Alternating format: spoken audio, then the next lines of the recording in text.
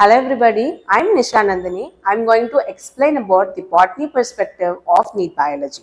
So when you compare the total mark of NEET 720, you will be having 360 exclusively for biology, which is nearly 1/2 of the mark. So half of the mark of the complete NEET examination is being devoted to biology, indicating its high importance. And next, when you say about botany, you have 180 marks. So straight from the preparation, from the first day itself, you have only an idea, 180 out of 180 in botany, as well as 180 of 180 in zoology. When you have this full mark mindset, you can easily overcome any kind of hurdle that you will be seeing in your practice. So right from beginning the preparation, reading the lessons, practicing the questions and everything, you should have this only full mark mentality. I'm devoting my time and I will be getting complete marks in biology NEET, specifically botany. Okay, so that should be your mindset before we head into the concepts. Then, to get good score in any examination, what we expect is the understanding of the exam pattern. By manipulating or by understanding how the exam pattern is being given, you can easily score good marks. So you should understand this. So we have 180 marks in biology, botany, and in 180 you have to attend 45 questions to get this 180 marks. So out of this 45, we have got an opportunity. What is that? We have 35 questions. 35 questions compulsory, you have to attend. And then here we have a trick. 10 out of 15. So out of 15 questions, you can choose any 10 questions that you are confident at. Never choose a question that you don't feel confident.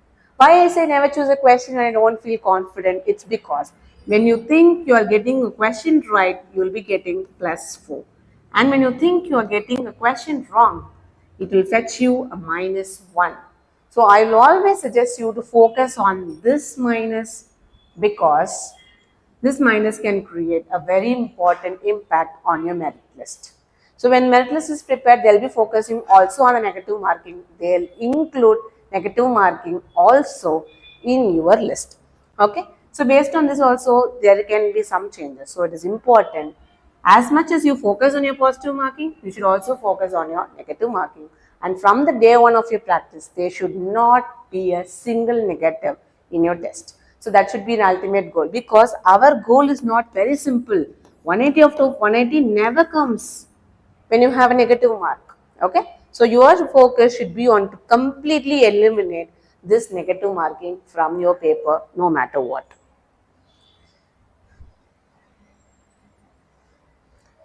Now, let's look at the questions, the type of questions that is being asked in the past few years of NCERT NEET. So NCERT based NEET, okay. So fact-based question. What is fact-based question? It's completely focused on concept. Straight facts. Like it may be examples, scientist name, concepts like laws, some law, or maybe formula,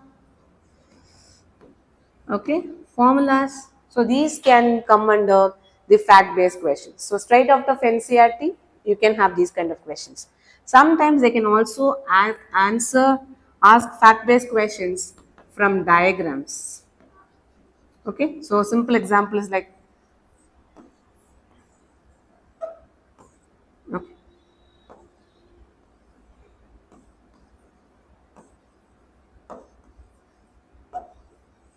So they'll ask you a question like, what is this? As simple as that. What is this part? What is this part? So this is the fact-based question, straight off the NCERT, straight from the diagram. It's quite easy to answer. So these type of questions come under fact-based question. Next is the assertion reason question.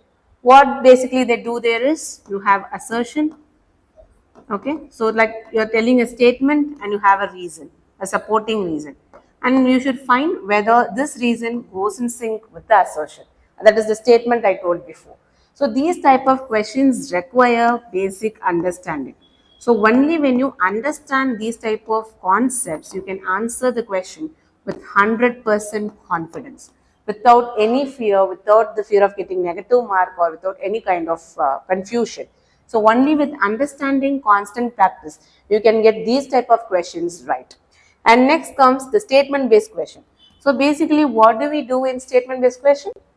We have four statements like A, B, C, and D. And in the question, they will be asked to find the correct statements. Okay. So what are the correct statements from the four options that is being given? What you can do? A and B, or C and D, A and C, or C and B.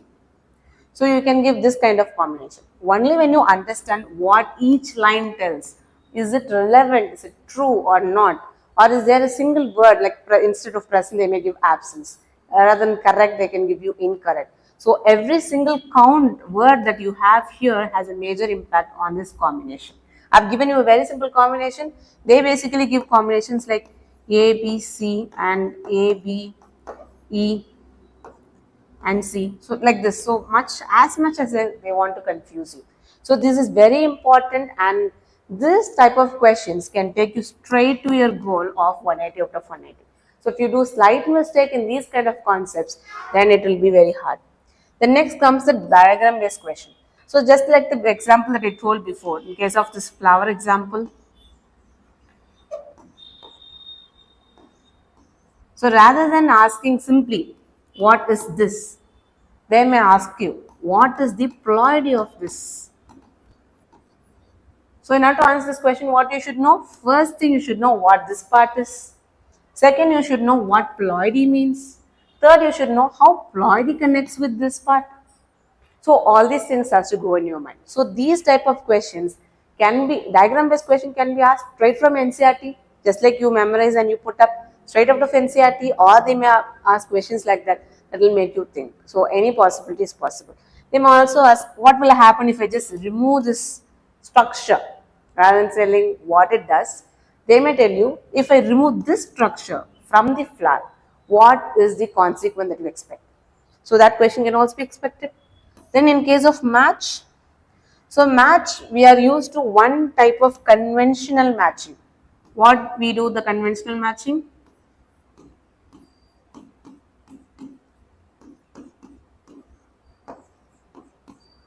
Okay, so in conventional matching, what we do? We match 3 and the fourth one is already matched for you. So this is conventional match. So this type of matching can also be seen in the recent NEET 2024 question paper. But what they may do? They may introduce E. And what will you do? So this D goes with this C or this one, and confusion arises. So how do we avoid these confusions? Just understand, practice.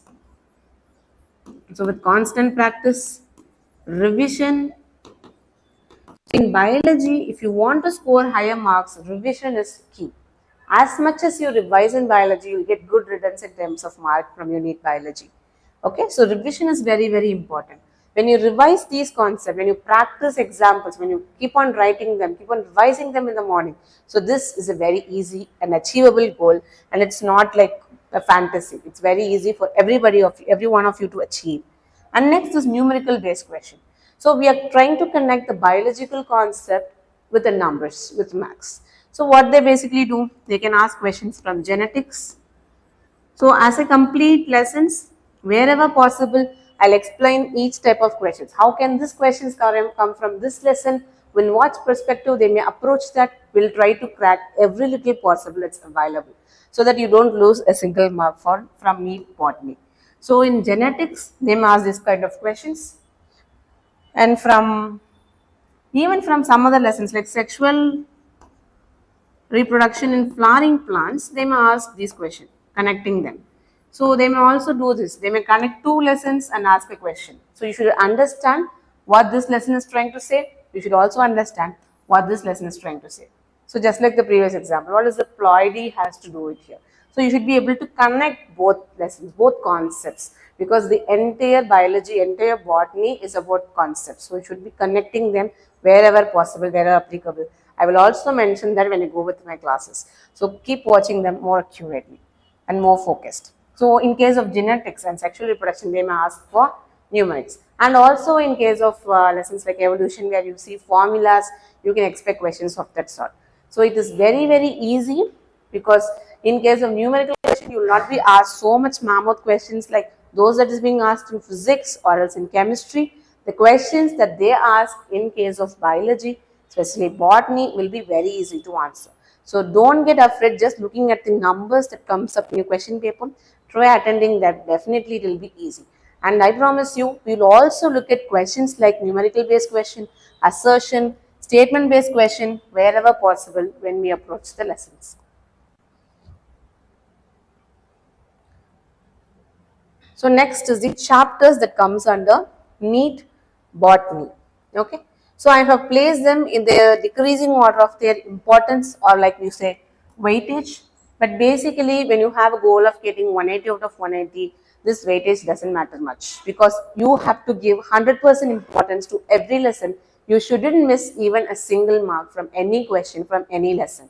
So don't take any lesson for granted. So you have got 360 out of 360 in your hands. If you practice, you can definitely score it. So what you should basically do is, maybe you can revise in this order, but I would recommend all the lessons are important. Okay. So for weightage perspective, molecular base of inheritance has higher weightage. Why? Because it has a lot of understanding to do. It questions may be asked from straight out of NCERT like fact based. There can be numerical questions also. They can twist some question. They can link it with other lessons. They can do magics with this lesson. So it is kind of very important. And next is principles of inheritance and variation. So this lesson also we can expect lot of concept based question and even like fact based question also. Okay. And then the next one is cell cycle division. This is a very jackpot lesson, I would say. Why jackpot lesson? Because the lesson covers 5 to 6 pages hardly, but it gives 1 to 2 questions. Very easy preparation. If you give constant preparation, you practice the questions, it's very easy to answer. But at the same time, it is easy to confuse you also, because there will be two terms like mitosis, meiosis. One or two letter changing and the whole concept becomes a very different thing. So as much as I say easy, you should also do it with lot of care. Okay, and next comes the anatomy of flowering plant. Since the anatomy is a fixed one, okay, dicot has an anatomy that is being scientifically determined. Monocot has an anatomy that is scientifically determined. So what you have to do is you have to understand. So from this lesson, you can expect diagram based question. Maybe they can give you a monocot root stem and ask you to identify what this is or what this part is, what is the importance of this part, what is the role that this is playing in the plant growth and development. So that kind of question can be asked. That is the diagram based question. Next, what they may ask, fact based question. Because most of the concepts out there in anatomy of flowering plant is completely concept based. So you can expect these kind of fact straight out of book. Those kind of questions you can expect. And plant kingdom also you can expect examples and facts based question. So here you can also expect another type, just statement based question. Why? Because when you learn about bryophytes, pteridophytes, gymnosperms, what happens is you can just intermix the concepts and get confused quite easily when you don't revise. So they take advantage of that and they may ask statement based question for plant kingdom. And next one is sexual reproduction in flowering plants. So in case of sexual reproduction in flowering plants, so this is quite a big lesson, I can say. It covers lots of concepts. So as much as I say concepts, you should also practice it. Practice more and more questions. So just remember, you have to practice more questions. And next comes the morphology of flowering plants. As I said, for anatomy, morphology is also fixing. So what do you do in morphology? You have examples, you have family. So plant family to study, which is being recently included last year. And morphology, it's all about structure and terminology. It is very important. Terminologies.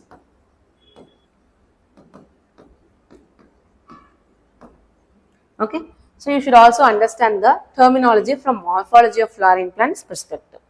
Next is plant growth and development. So main, that is I would say, focus area of this plant is on 5 hormones. Okay, so what are their roles? So these, what are their role? How was it invented? So these are the concepts that mainly this lesson mainly focuses on. So here also we can expect fact-based question and some of the logical question also. Suppose what would happen if this hormone is added to a plant? What are the results that you expect? So those kind of questions can also be asked. Then cell unit of life. This is a very very important lesson because rather than looking at the perspective of neat biology, every cell of our body, even our body, is made up of millions of cells. So you should understand what our cells is comprised of, what are they doing to keep us alive, how they interact with each other, what is their structure, what is their significance, and everything is important in this lesson. So here also they can ask fact-based question or understanding-based question quite easily. Okay, and next is biodiversity and conservation. So usually students neglect this lesson like biodiversity, ecosystem, organisms and population. So they think that these lessons like they are story kind of thing and we don't need to give much importance. But when you have a goal of 180 to 180 in your mind, definitely every lesson that you see on the board is equally important, is very very important. So what you do, you also should study this. So you can also expect fact-based question from these lessons. We can also find formulas. So we should also understand how to apply them. Okay, so fact-based questions you can get and some of the concept or understanding-based question. Assertion reason, because why they choose this lesson for assertion reason, because a lot of students take it for granted. They don't like give much importance to this type of lesson. Wherever you go, you will find telling molecular basis is important, principles is important, but these lessons are less important. Why? These also carries mark, and you should also give equal importance, and you have to study these lessons. And next you can see respiration in plants. So this lesson as well as photosynthesis in higher plants. This requires lot of understanding.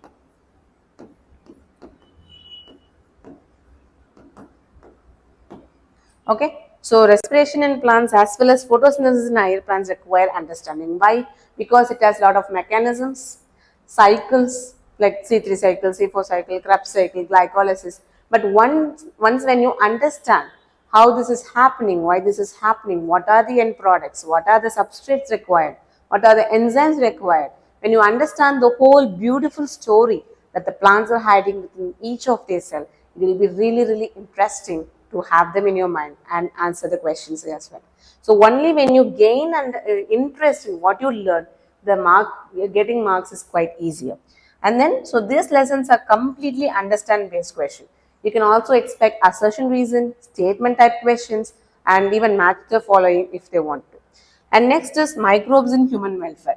When I say microbes in human welfare, mostly examples will be asked because this lesson has lot of example, lot of microbes, their uses, what is their relevance in industrial sector, how they are useful for agriculture, and for example, they can be bacteria or fungi, whatever it is. So these kind of questions can be easily asked. So I would suggest when you are studying microbes lesson, you should prepare a tabular column and you should study. So these kind of, wherever you are preparing a tabular column, you should revise every 3 days once or weekly once so that you don't forget, because NEET is not a very short journey. You begin your preparation today and you give the examination next week. That's not the story of NEET. You begin your preparation now and you give your exams 6 months after. Remember, 6 months you have to remember every concept that I am teaching. So how do you have that in your mind? Only with constant practice and consistency from your side.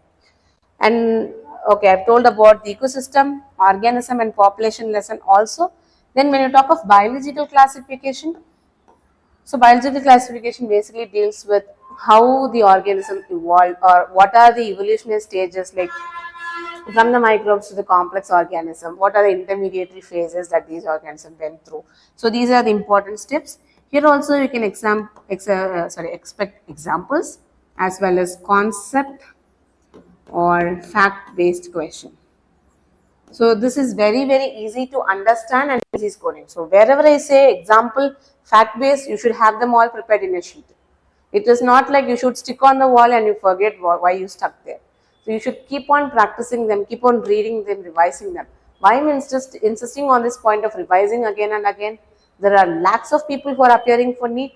but not everybody gets 360 out of 360 in biology. So even students who get higher marks in physics and chemistry sometimes lose marks in biology because of lack of revision and lack of giving importance to some lessons which we feel less important. Okay, so when you have the objective of getting full mark, you should focus on every lesson, every kind of question, every possible kind of question that these lessons can give you in your examinations. Okay, and then living world. So this is the first lesson that we'll be dealing with. It is a very easy lesson. Okay, so you can prepare short notes of what details that is have, and you can prepare them. So like I said before, at the end of each of the lesson that I have put up in the board, we'll be looking at questions. We'll discuss the question. I'll give you a timing for a minute, or if the question is short, I'll give you 30 seconds, and you have to prepare the answer, and we'll discuss the answer. So this will be the routine till the syllabus gets complete. So what's the story after syllabus gets complete? You have to revise again. You should practice more and more questions in biology. So why should you practice more questions? To ensure that you don't lose a single mark out of carelessness. You don't fetch a single negative mark in whole of your biology NEET. So not even a single negative is tolerable when you come to biology. So it's okay if you cannot score 180, but it's not okay that you score a negative mark. So just focus on the concept, get your concepts clear, study your NCERT again and again and again till your examination. So that will really fetch you very good marks. So with this, we are winding up today. For tomorrow, we look at the living world lesson. Happy learning and thank you.